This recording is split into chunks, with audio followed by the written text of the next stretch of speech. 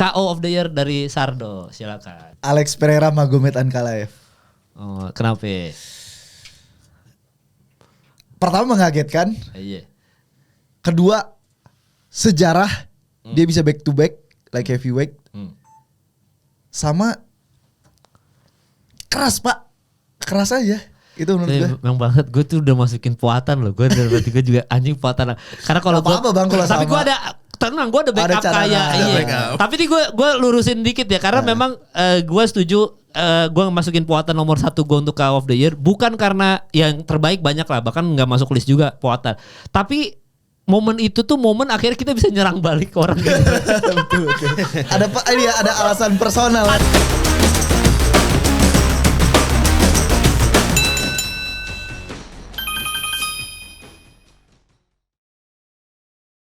Yoi guys, jadi kita di episode kali ini rekap karena memang habis ini akan ada libur Natal ya. Jadi buat teman-teman yang merayakan Natal dan yang juga liburan tahun baru, selamat berlibur juga. Lu kemana Dok Natal Dok? Tetap di Bandung aja? Apa ke ini Medan? Balik Medan nggak? Lagi ini iya masih. Tapi Medan kemarin temen gue sih Oslo Ibrahim nikah di Medan, walaupun tetap ada banjirnya. Cuma ya maksudnya kalau kota Medannya masih relatif aman lah.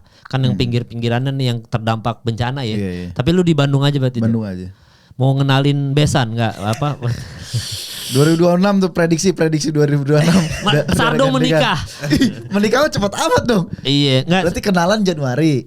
Ya langsung lah Agustus sikat. Enggak, tapi kalau gue pertanyaan gue Dok, kalau lu nikah gue jadi best man lu nggak Dok? Kira-kira Dok. Kan gue kayaknya orang yang best man.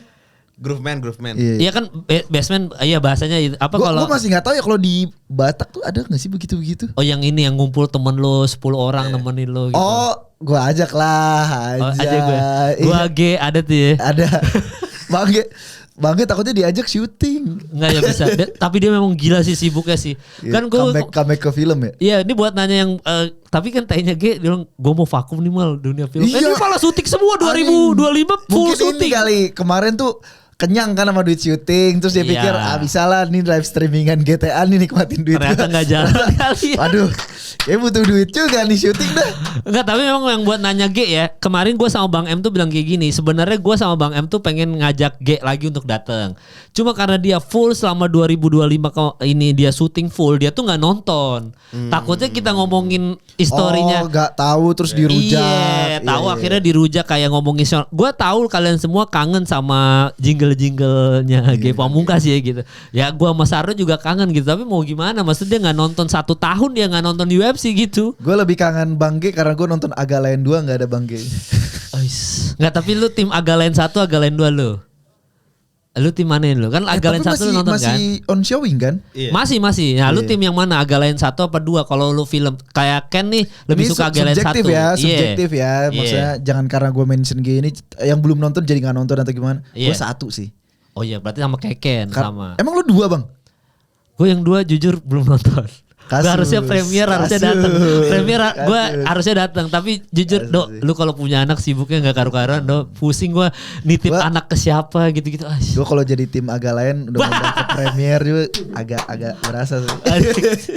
Nanti kita nonton semua teman-teman. Agalain respect. Jangan jadi berubah juga Bang. Apa opini lu karena kata si Ken sama Sardo lebih seru yang satu. Lu jadi berubah gitu nikmatinnya. Oh enggak. Gue kalau setiap film masih anak stand up comedy itu keluarga saya Dok.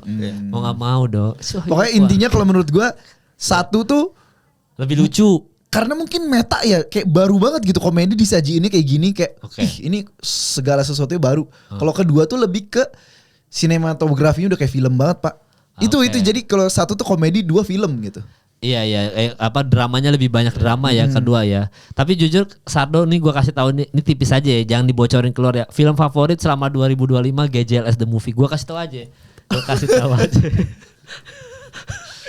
Film keluarga saya gitu. Enggak, kalau ngomongin film sama Sardo tuh nonton Godfather. Top 5 film lu apa Dok? Top 5 sepanjang masa. Ayo sebelum kita bahas ini kan akhir tahun liburan bro ini Pak. Ntar lagi Natal tahun baru. Iya. Juga ya? Rekomendasi lah, kasih lah Dok. Nanti lu juga Vi, kasih Vi. Mampus lu Vi. Ini ngelantur film. Ngelantur Indonesia. Series boleh gak sih? Ini dulu film dulu. Nanti series kasih aja juga. Series mah gue gak nonton banyak Bang. Cuma itu film aja berarti. Film. Top 5 lu. Godfather sepanjang masa nih berarti. Dan nomor 5 deh, nomor 5 dulu deh. Nomor 5. Nomor 5 lu siapa? Interstellar. Space Odyssey. Interstellar masuk tapi gak mungkin di ranking 5. Oh jadi dia agak atas, agak tinggi. Oh nomor 5. Ah. Reservoir Dogs.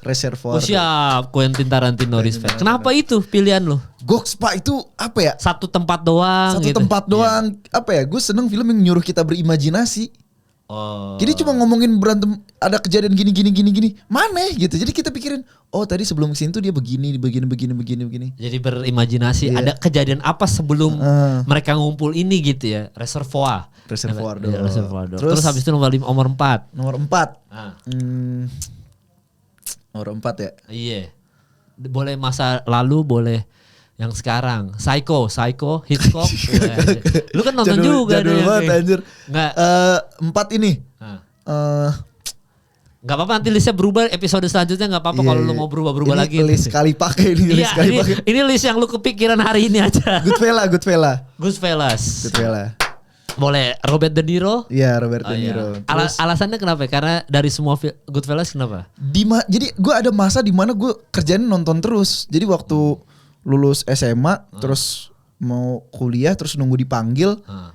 Gue kerjanya terus apalagi zaman dulu ini ya. Internet gak segampang sekarang. Jadi harus download torrent. Iya, torrent dulu zaman dulu. Enggak, dulu zaman ini Bang, apa? Yang mana? DVD bajakan bisa beli gitu. Ini yang rental CD. Oh iya, rental bajakan. Iya, dulu di Bandung ada gede banget namanya Vertex. Oh, sekarang udah tutup karena udah. Tapi lu pernah ngerasain ke Vertex? Lah. Gitu. Ke Vertex kayak ke surga film ya kan. Jalan kita ngeliatin dari cover doang mana yang seru. Jujur bokep ada jujur. Kasih tahu aja. Ada biliknya tersendiri ya. Ada bilik tersendiri, informasi aja. Tapi jadi menarik ya. Gue ngomongin Vertex. Jadi waktu mungkin karena asupan konsumsi media kita terlalu banyak kali zaman sekarang. Ada istilah apa? Istilah teorinya tuh pokoknya intinya justru karena semakin banyak jadi serasa semakin sedikit. Artinya kayak gini, kayak waktu kita ke Vertex, kita masuk terus ngeliat cover-cover film tuh kayak, banyak banget nih pilihan mau ditonton gitu kan. Terus minggu ini kita beli 3. Kita habisin, minggu depan kita datang lagi mau beli lagi VCD baru. Sekarang kita berlangganan apa? Katakanlah Netflix atau Disney atau apa. Kita kayak anjing banyak banget film. Aduh, apa yang mau ditonton ya? Gitu gak sih? Oh iya. Berasa ya kayak gitunya. Gue juga malah gak ada yang pengen ditonton karena saking banyaknya. Oh ya, dan semuanya bagus gitu. Iya, karena itu tuh secara teori karena pertama terlalu banyak hal. Kayak kita nonton YouTube gitu. YouTube ada puluhan miliar video tapi kita lama aja milih. Karena terlalu banyak choices, sama kedua accessibility yang terlalu mudah. Kalau dulu sulit, kebalikannya. Kita kan berusaha kayak pengen ini. Motoran dulu, beli, kita lihat dulu. Nonton. Iya, nonton dulu gue juga nonton film tuh emang bener-bener kalau kata orang ini bagus nih. Terus gue beli CD-nya dulu di Tebet tuh ada toko DVD bajakan tuh, Blu-ray bajakan di Tebet. Orangnya itu pecinta DVD gitu. Kayak dia bilang Bang Kemal. Iya, dia tahu semua film. Kayak hidupnya emang nonton film aja gitu. Terus diundang di Gelantur tuh pasti orang-orang begitu. Gue setiap kali datang ke situ si abang ini selalu bilang, Bang Kemal udah nonton ini belum? Misalkan Serendipity gitu, atau enggak nonton apa yang orang Inggris tuh botak yang berantem tuh anak kecil. Aduh, This is England. Oh, This is England. Bang nonton This is England Bang, Hooligans gitu. Ini keren banget. Dan gue percaya rekomendasi dia. Jadi setiap kali dia rekomend itu gue beli dan gue tonton semua bagus gitu.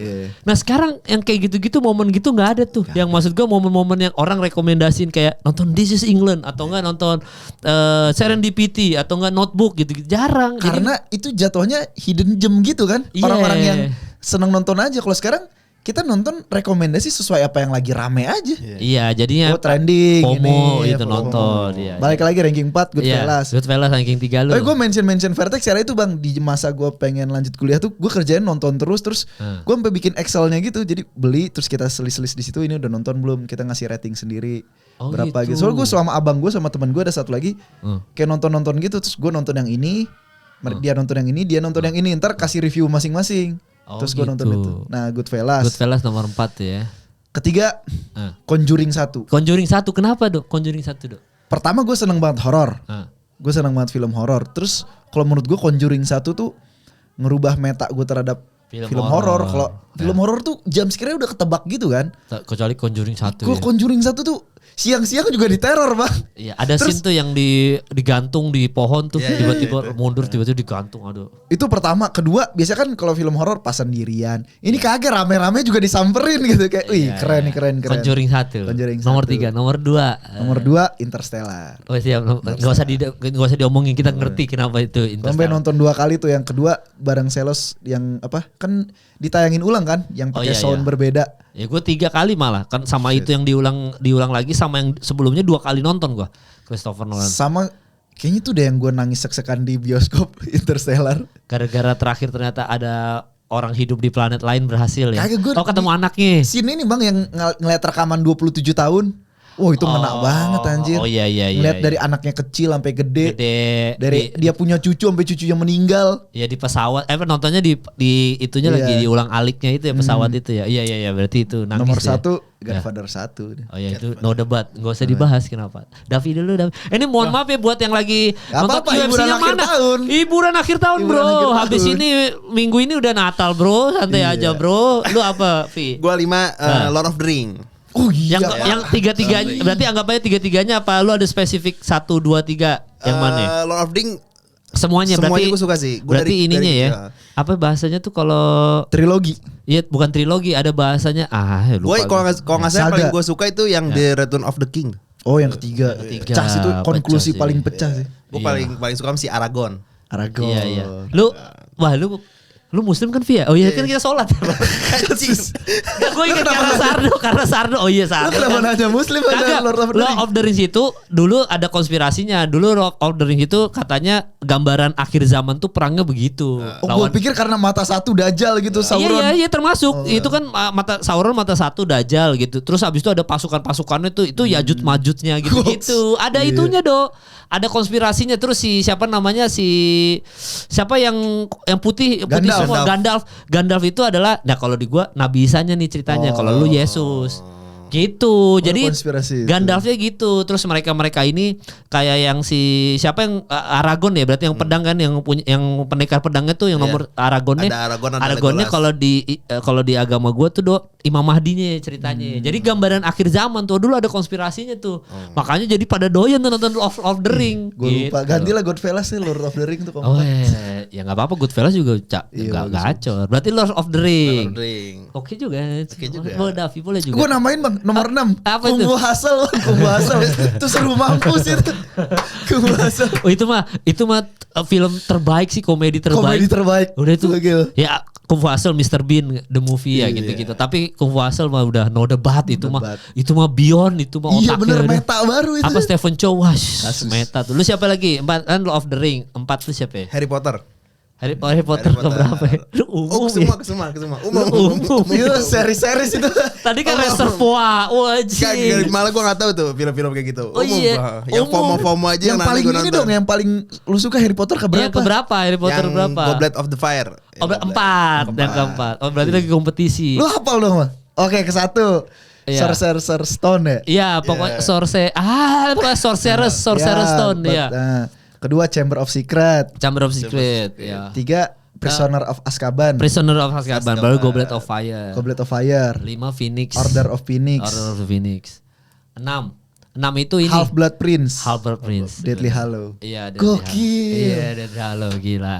Ada seriesnya ntar lagi. Hah? Ada seriesnya dibikin lagi dari awal lagi. Ada bahas tentang Harry-nya atau tentang Iya, jadi si apa namanya Harry Potternya itu dari kecil diperankan sama ada pemeran baru tetap ada ini. Jadi yang itu lu pernah ini enggak baca berita Severus Snape-nya sekarang kulit hitam. Lu pernah baca berita itu enggak? Jadi Severus Snape-nya dibikin, dia kan sekarang kan era itu ya, maksudnya era apa? Walk. Iya, apa ini kesetaraan gitu, apa sih bahasanya tuh gue lupa lah, sampai saking banyak kalimat-kalimatnya gitu. Tapi sekarang tuh era kesetaraan itu. Jadi makanya banyak yang bilang Severus Snape-nya kenapa kulit hitam dipertanyakan. Itu agenda politik semua sih, Bang. Agenda politik kan, Disney gitu-gitu kan. Kayak apa? Gue kan gamers mampus ya. Itu sampai masuk ke industri game juga, Bang. Kayak Assassin's Creed ntar mau dibikin Red seri Redemption gitu. Untung belum masuk tuh. Tapi next kan di GTA 6 mau ada, di gamenya bakal ada parade LGBT kan. Iya. Terus orang-orang yang anti begitu bilang, ya udah nggak apa-apa, bagus. Gak apa-apa ada anti ini. Soalnya ntar kita pas main game, kita live stream, kita lindes-lindes tuh pakai mobil kita di GTA. Ya agak lain aja kan kena hujat gara-gara itu juga kan sempat adalah yang Oki sama Boris. Tapi kan itu jokes kan. Iya, tapi kan sempat ada yang mempermasalahkan kok ada Oki sama Boris. Lu emang agak lain udah nonton lu yang kedua? Nonton udah. Lu tim 1, tim 2 belum gua tanya lu. Dua. Alasannya karena dramanya kental. Gua yang kedua lebih ke loncat-loncat ya. Loncat-loncat tuh maksudnya? Ketawanya benar-benar sampai ngakak. Jadi nggak kepikiran gitu kayak yang kedua. Misalkan paling begini, nggak tahu pas di scene-nya, wah anjir gitu. Oh iya itu. Berarti lu tim kedua ya. Kedua gua. Oke, berarti lu tadi Harry Potter ke berapa? 4. Goblet of Fire. Itu film bukan film debutan Robert Pattinson, tapi Robert Pattinson di situ. Oh 4 tuh yang antar sekolah ya? Iya. Pertama kali ditunjukin ada sekolah lain. Iya, Robert Pattinson tuh ada itu awalnya di situ tuh kita tahu Robert Pattinson. Gua Harry Potter suka sama si Hermione Bang. Hermione Granger. Semua anak muda tuh anjir itu dulu. Enggak ada kerasnya tuh. Hermione Granger. Ya, lu abis itu siapa lagi? Yang ketiga apa ya? Ketiga gue kayaknya umum deh Bang. Enggak apa-apa. Cross Zero. Oh siap. Susuran. Waduh. Susuran Genja. Itu film pertama kali gue mau latihan karate gara-gara film itu jujur. Walaupun habis itu gue pas komite di karate ditendang nangis gue waktu. Tapi gara-gara Crowd Zero gue mau belajar karate gue. Walaupun ya Crowd Zero nggak karate ya. Iya. Karena gue bela diri gue dulu bokap gue pelatih karate sabuk hitam dan 4. Wah siap gue sampai dan 4 loh. Wah bokap gue dan 4 sampai pelatih ini. Maksudnya jarang Bang, biasanya kalau bokapnya olahraga gitu bisa anaknya dipaksa harus ikut. Nah gue dipaksa ikut karate, tapi gue ternyata jiwa gue bukan jiwa berantem aja, jadi basket, atlet basket, damai, kompetisi tapi damai, basket, gitu. Gara-gara Crowd Zero boleh juga lu, oke juga lu, Crowd Zero lu ketiga ya. Itu nggak umum Pak, keren. Itu nggak umum, Crowd Zero legend. Kedua. Wah kedua apa ya? Film masa kecil gue The Warrior. The Warrior tuh apa ya? The Warrior yang gue tau game PS-nya doang. Iya, kan ada filmnya tuh. Hah? Gangster juga. Gue baru tahu ada filmnya.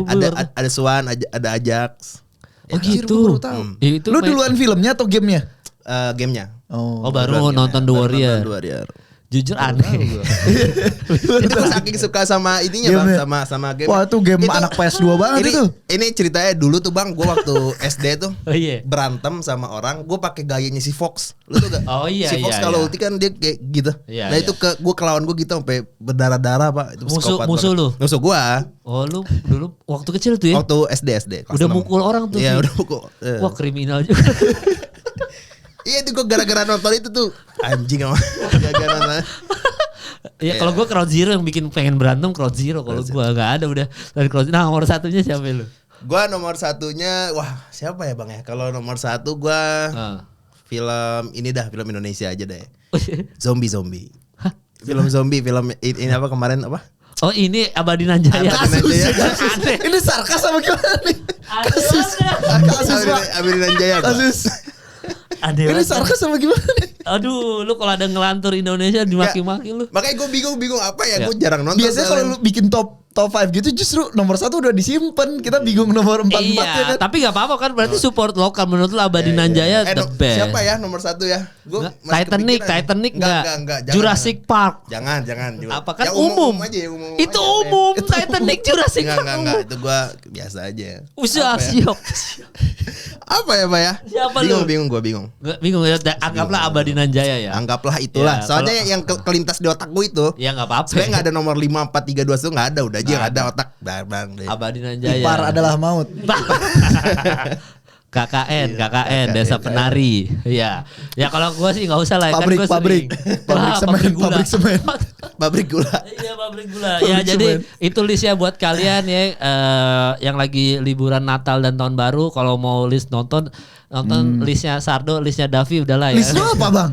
Wah gue tuh kebanyakan bingung gue juga. Top 5 apa? Iya banyak gue. 3 deh kalau gitu top 3 sepanjang masa. Nah ini berarti yang umum aja jangan ya Sourcing Redemption jangan masukin kayak gitu-gitunya ya. Karena Sourcing Redemption udah beyond lah gitu ya. Udah gak usah dimasukin gitu. Ini yang sepanjang masa aja.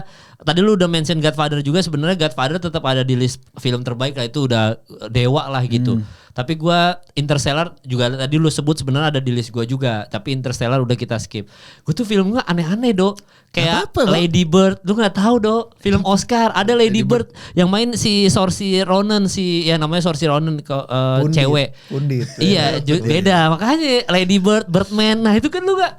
Birdman gue disuruh terus sama abang gue nonton dari pertama kali dia menang Oscar sampai. Waktu kita di Mi Agam lu bilang sama, kan gue suruh lu nonton Birdman sama Bang M. Gue bilang nonton Dok, itu udah film legend Dok. Birdman, gue Birdman. Terus habis itu si Lady Bird ada film Oscar juga. Lady Bird, Birdman, Lady Bird. Sama satu lagi yang masa kini apa sih? Abadi Nan Jaya. Anjing. Nggak, gua ini karena yang baru-baru aja ya kan kita hitungan gak usah jadul. Parasite gue masukin deh Korea.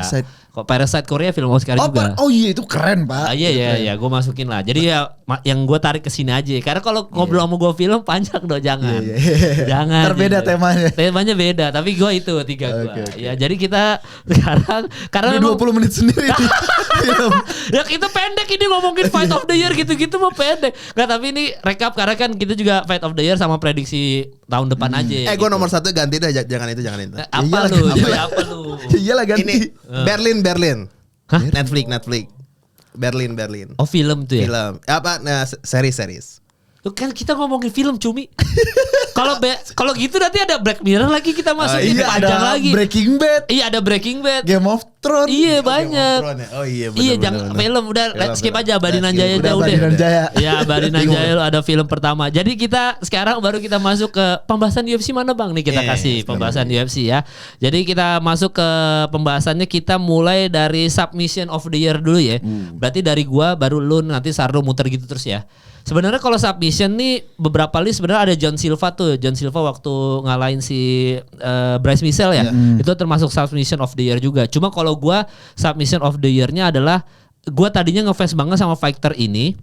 Tiba-tiba disubmit sama ini orang dan gue kaget ternyata dia kalah, ternyata kelemahannya di situ. Jadi gue ke Saint Denis Benoit dan Mauricio Ruffi sama ya.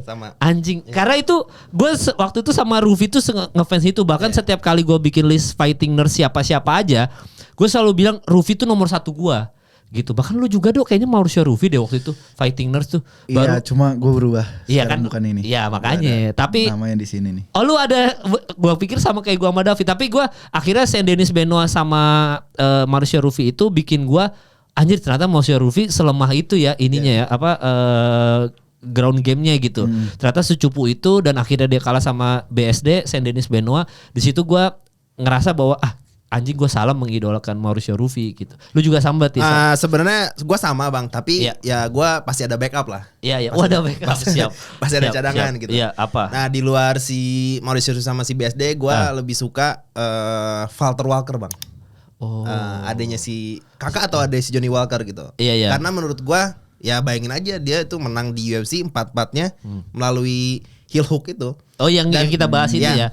Yang paling dasar dia bisa dapat heel hook gitu ya. Dan ketika press con dia itu selalu membawa kalung tumit atau kakinya. Iya, karena dia kolektor kaki orang. 4 kali mengalahkan musuhnya pakai heel hook. Heel hook. Nah, itu menurut gue itu submission yang ya walaupun emang kemarin kan Mario juga bilang kan bahwa emang kalau misalkan heel hook ini harus di awal-awal Bang, nggak bisa di akhir-akhir. Kalau misalkan di akhir-akhir itu nanti licin. Udah keringetan jadi licin gitu. Jadi masih keset kalau di awal. Jadi menurut gua Walter Walker itu Pak Sardo ngerti banget kalau keset-keset bilang lagi keset. Ngerti banget ya. Berarti itu lu siapa Walker tadi ya? Walter Walker. Kakaknya Pak adeknya ya. Kakaknya kakak. Terus juga kan dia suka sama ini ya, apa Rusia juga, belajar BJJ di sana juga.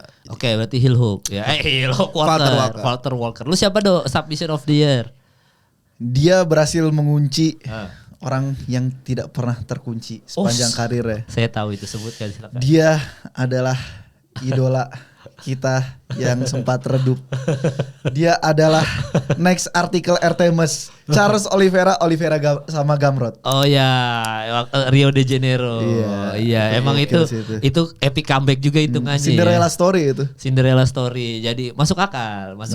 Nah, sekarang tadi udah submission of the year, sekarang kita masuk ke KO of the year dari Sardo. Silakan. Alex Pereira Magomed Ankalaev. Oh, kenapa? Pertama mengagetkan. Iya. Kedua sejarah dia bisa back to back like heavyweight. Sama keras Pak. Keras aja. Itu menurut gue. Memang banget gue tuh udah masukin puatan loh. Gue berarti gue juga anjing puatan. Karena kalau gue Bang, kalau tapi sama. gue ada tenang, gue ada backup kayak Tapi ini gue lurusin dikit ya karena memang gue setuju gue masukin puatan nomor 1 gue untuk KO of the Year bukan karena yang terbaik banyak lah, bahkan nggak masuk list juga puatan. Tapi momen itu tuh momen akhirnya kita bisa nyerang balik ke orang gitu. Betul. Ada alasan personal. Ada alasan personal makanya gue puatan ini, tapi ya masuk akal lu puatan sama Magomed karena tadi apalagi kenapa tadi comeback ya, juga comeback, ya. Sejarah. Ya itu ya berarti lu KO of the Year siapa ya? Gua kasih Leron Murphy sama Aaron Pico.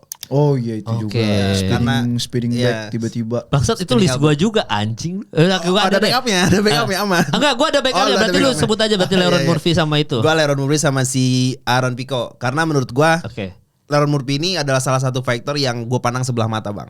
Awalnya si Leron Murphy ini karena menurut gue Leron Murphy ini adalah salah satu fighter yang membosankan. Tapi ketika dia menang lawan si Leron Murphy ini yang dimana Leron Murphy ini cukup dibilang pentolan bang di Bellator gitu. Dia bisa mengkaukan dengan cara spinning back elbow. Itu menurut gue luar biasa sih, itu yang membuat gue kayak wah anjir idola baru gue nih. Iya gitu. Pembuktian. Oke, berarti itu ya. Kalau gue berarti backupnya gue Carlos Prates di kart yang sama. Gue Pratesnya ya lawan Geoffnil itu ending tuh menit-menit terakhir gitu. Sama-sama jadi sama-sama spinning. Gue Carlos Prates gue. Juga ada backup tenang aja. Tapi gue kekuatan sebenarnya sama. Terus habis itu kita masuk ke comeback of the year berarti dari gue ya. Comeback of the year gue Ian Gary ya, karena Ian Gary pas kalah lawan Safkat tuh di situ pecah telur dan gue pikir wah Ian Gary kelar sih udah. Ternyata dia membuktikan di tahun ini dia bisa bangkit menang lawan Prates dan dia bisa mengalahkan Belal Muhammad. Bahkan dia challenge si Islam kan, ayo lawan gue gitu. Jadi untuk comeback gue of the year tahun ini adalah Ian Gary kalau gue, Ian Machado Gary. Lu siapa ya? Kalau gue Charles Do Bronx Oliveira. Oh siap, pasti lu sebut. Ada backup lu. Oh enggak. Oke, Oliveira bener. Kenapa? Kalah menurut gua ketika dia kalah sama Ilia Topuria yang dimana dia itu di KO-in ya. Terus nggak nyampe 6 bulan kalau nggak salah. Nggak nyampe beberapa bulan. Terus dia lawan lagi lawan fighter lagi. Tadi kan lawan Fiziev tuh dia. Cuman diganti sama si Gamrot dan dia berhasil menang dengan cara submission. Itu menurut gua gila sih. Padahal kan banyak orang-orang yang mengatakan bahwa wah udah KO gitu harusnya istirahat gitu. Oh ini gue lupa mention juga kenapa KO of the year sama ada nanti card juga kita nggak nyebut Topuria Oliveira ya karena itu udah pasti yang terbaik lah. Bahkan di UFC 32 juga nanti untuk card of the year kita nggak masukin karena itu emang udah terbaik, itu semua orang setuju. Maka kita di luar itu guys gitu. Oke, berarti lu tadi si Charles Oliveira, lu comeback siapa dok? Comeback of the year. Piotr Yan. Oh siap. Iya, setuju gua. Itu namanya dari dulu dipandang-pandang sebagai bantamweight terbaik, udah langsung jadi GOAT bantamweight karena betap dia tuh idolanya para fighter bahkan. Dustin Poirier yang dibilang best boxer ya ngefans sama boxingnya si Piotr Yan gitu. Secara teknis tuh lengkap, cantik, cuma apes aja nasibnya. Waktu ada masa dimana setelah zaman Covid tuh kita ngeliat Peter keren, cuma dia jadi juara belum sama title defense sudah hilang sabuknya. Hilang karena ilegal nih. Terus pas dia mau rematch kalah. Terus tanding lagi sama Sugar Sean kalah lagi. Dia comebacknya gokil sih. Dari yang ngebuktiin dia ngalahin si Song Yadong, terus ngalahin siapa? Ada yang kayak orang Hawaii gitu. Hah, orang Hawaii siapa? Ada yang kecil. Siapa? Yang rambutnya Piotr Yan.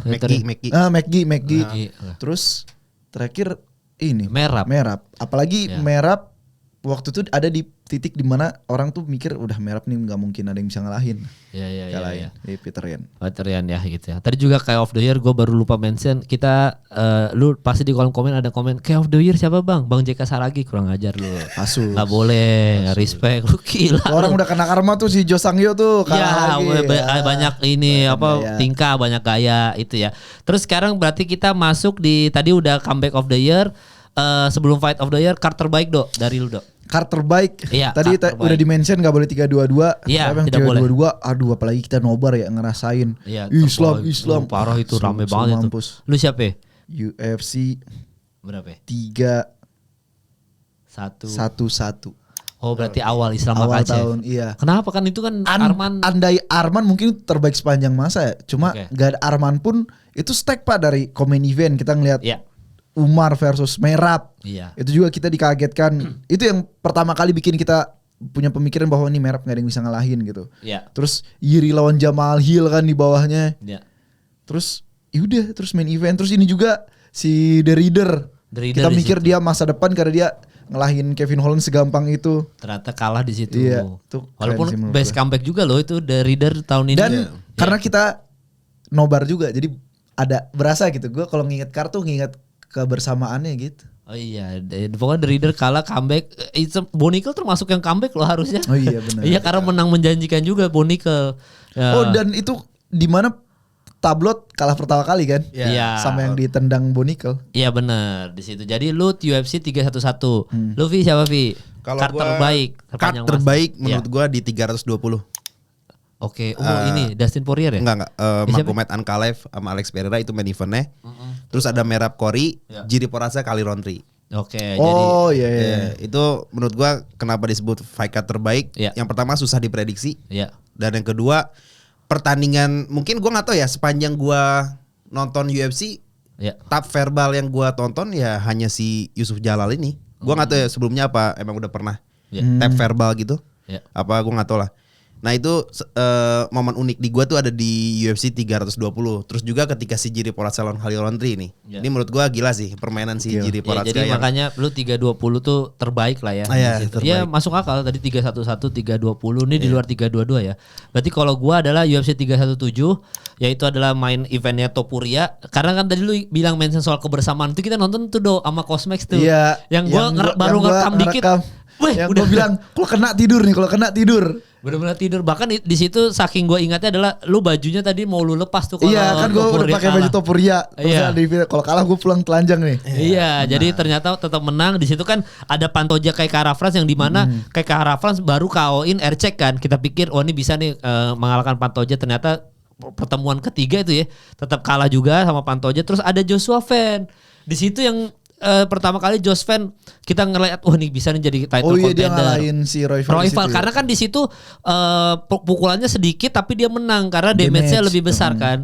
Terus ada Moicano sama Benel Darius sama Talbot juga. Talbot menang kan di situ akhirnya lawan Felipe Lima. Gue 317. Nah ini terakhir sebelum kita prediksi masa depan fight of the year gue. Tadi lu udah mention juga sih. Gue Yuri Prohaska Kali Rountree sih.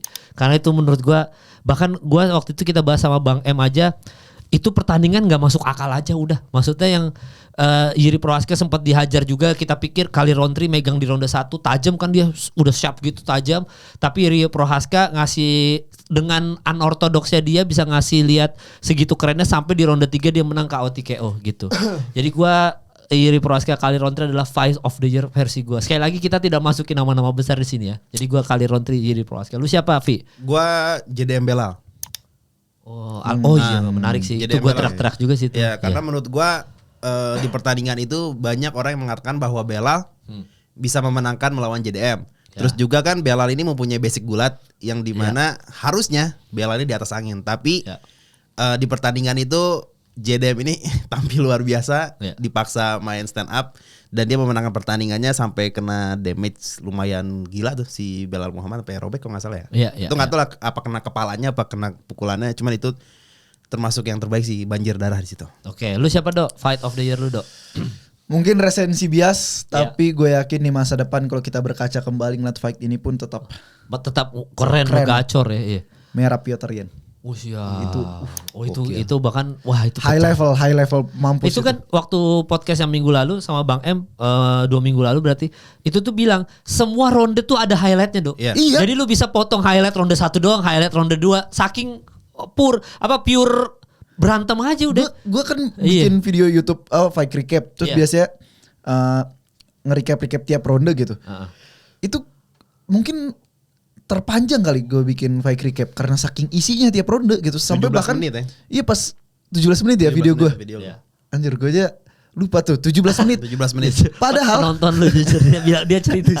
Fans lu dong. 17 menit dan itu sebenarnya pas proses editing banyak yang gue potong-potong juga karena nggak usah mau dijelasin lah. Tapi itu sebenarnya semua highlight anjir. Tiap ronde ada highlightnya. Iya. Gokil. Wajar sih Merab sama Piotrian ya. Iya. Piotrian, jadi itu card of the fight of the year ya. Buat kalian silakan komen di bawah versi kalian apa, nanti gua love-lovein, gua bacain juga di next episode. Nah nih terakhir sebelum udahan prediksi masa depan nih. Maksudnya tahun depan nih. Kira-kira dari lu Devi. Kira-kira ada hal gila apa? Ini hot take saja, ini kan mengandai-ngandai dong. Kalau tahun lalu Alex Pereira triple champ dulu. Triple champ sempet. Bahkan waktu itu sama Bang M sama Sardo, Volkanovski itu bakal bersinar di tahun 2025. Bener, ternyata balik lagi juara lagi kan. Dan bener prediksi kita. Prediksi lu apa, Vi? Karena gue sama Sardo sering prediksi udah. Prediksi lu? Prediksi tahun gua. depan. Iya. Kalau misalkan Islam Makhachev ini bertanding lebih dari 2 kali di tahun depan, itu bakalan kalah di pertandingan itu. Damn. Ya, nice, itu hot text tuh. Hot text tuh, itu bagus hot tuh. Text. Tapi lebih, siap dihujat lebih dari aja. 2 kali. Gak apa-apa, siap, gak apa-apa, aman. Iya gak apa-apa. Karena dia udah mulai nih. Wah nih kayaknya Davi benci Islam Makhachev nih. Udah ada narasi begitu. Kan gara-gara Kamar Usman sama orang-orang yang tahu gua pasti gua tahu betapa gua cintanya sama Islam Makhachev.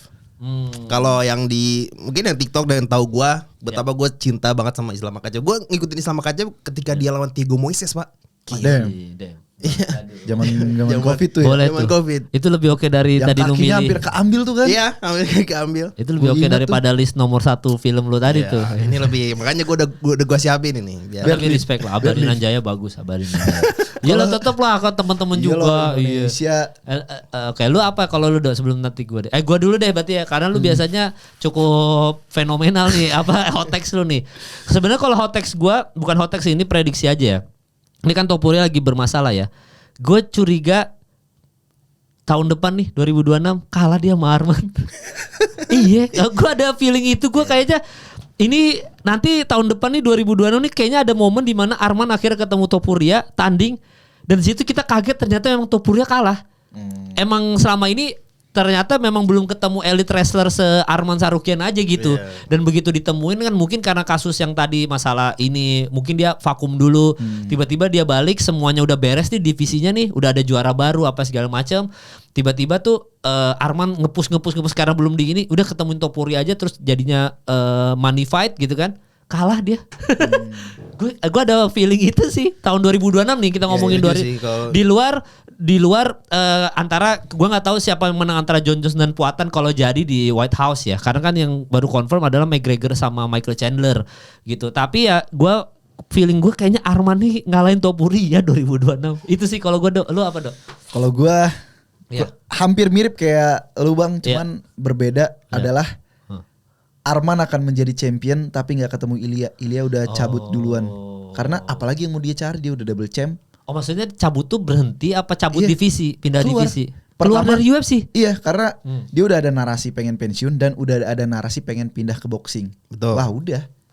Oh. Karena kalau oke, dia di UFC, apalagi mau dicari? Dia udah god Pak. Iya. Gitu. Ya. Oh gitu ya. Jadi tuh Puria pindah ke boxing atau pensiun. Jadi gue mikir ya balik lagi ini kan prediksi ya. Iya prediksi nggak tahu ya. Tiba-tiba totonya besok udah ketok palu dapat hak asuh atau totonya rujuk ya kan, mereka gak ada yang tahu kan. Iya, happy ending. Iya itu kan prediksi ya. Bener. Iya prediksi. Gue mikirnya kayak Ilya bikin divisi makin stagnan, juara interim udah ada yang ditentukan, terus makin stagnan semakin stagnan. Kayak John Jones lagi dia cabut, interimnya naik level, terus Arman deh tanding. Arman jadi juara. Jadi juara di kelas itu ya. Tapi ini gue kasih tahu aja Vi, biasa prediksi gue sama Sardo bener ya? Itu. Tapi emang iya. Tapi kalau Arman tuh emang kayaknya bisa tuh. Iya karena 2026 nih gue feeling soal Arman Tsarukyan sih gitu. Jadi itu kalian komen aja di bawah prediksi masa depannya apa, termasuk tadi Fight of the Year, UFC Card of the Year, kalian komen aja di bawah. Dan yang buat nonton ini selamat berlibur teman-teman, selamat Natal juga, tahun baru, mungkin nggak tahu entah liburan kemana gitu. Dan semoga sebelum udahan juga, sebelum libur, kalau kita sih podcastnya tetap ada sebenarnya. Ini kan karena mau Natal aja, minggu depan masih ada. Gue sama Ken juga libur tahun baru nyetok gitu, nyetok episode kita sama Sardo kalau bisa nyetok kayak gini. Tapi yang jelas juga semoga ketika ini tayang juga buat Sumatera sudah membaik. Sudah membaik gitu-gitu. Karena kan kalau ngomongin liburan terus ada saudara kita yang juga bermasalah, kayaknya nggak etis juga gitu. Jadi ya buat yang selamat libur silakan liburan, tapi semoga buat yang Sumatera doa yang terbaik dari kita bertiga gitu ya, Sumatera dan sekitarnya. Jadi Jadi thank you udah nonton episode kali ini. Selamat liburan, selamat Natal dan tahun baru. Tahun baru nggak sih, Natal dulu, minggu ini tahun baru kita ada episode sendiri. Jadi thank you, sampai ketemu lagi minggu depan.